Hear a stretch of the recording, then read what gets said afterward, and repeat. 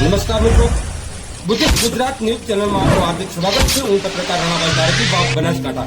આइए જોઈએ આજના મુખ્ય સમાચાર।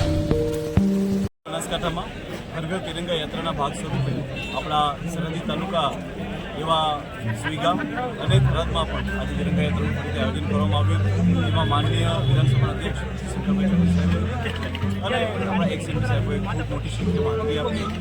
થરાદના રહેવાસીઓ અને અહીંયાના સ્કૂલમાં બાળકો મોટી સંખ્યામાં ભાગ લીધો।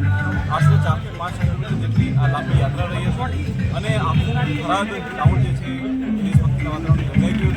આ નિમિત્તે ફરીથી તમામ થરાદવાસીઓનો અને બનાસકાંઠાવાસીઓનો ખૂબ આભાર માનું છું કે એમણે આ હર ઘર તિરંગા યાત્રામાં ભાગ લઈ અને એક દેશભક્તિની થરાદ શહેરની અંદર સરહદી વિસ્તારના તમામ પ્રજાજનો સરકારી અધિકારીઓ સહિત દેશભક્તિના રંગે રંગાયા। હર ઘર તિરંગા દેશના પ્રધાનમંત્રી મોદી સાહેબનું જે આહવાન છે એ આહવાનને ઉપાડી અને હજારોની સંખ્યામાં કિલોમીટર સુધીની લાંબી એક રેલી સ્વરૂપે અહીંયા આગળ આવ્યા। દરેકે દરેક નાગરિક જાણે દેશભક્તિના રંગમાં રંગાયા હોય એવું વાતાવરણ હતું। તમામને આવતીકાલે ખૂબ ખૂબ ખાસ માતાની વંદે વંદે વંદે।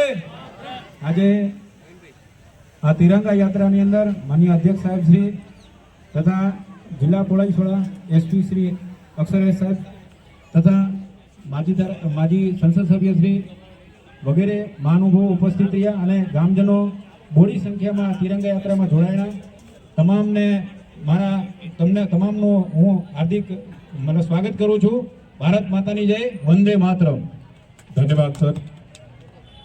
બનાસકાંઠા જિલ્લા વહીવટી તંત્ર દ્વારા હર ઘર તિરંગા ઘર ઘર તિરંગા યાત્રામાં આપ સર્વે જ્યારે ઉત્સાહ સાથે જોડાયા છો ત્યારે તમામનો વહીવટી તંત્ર દ્વારા ખૂબ ખૂબ હૃદયપૂર્વક આભાર વ્યક્ત કરવામાં આવે છે।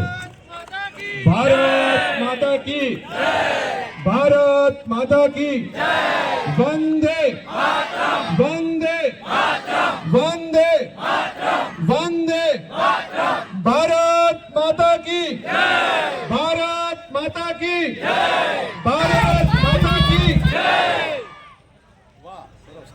78માં સ્વાતંત્ર્ય પર્વની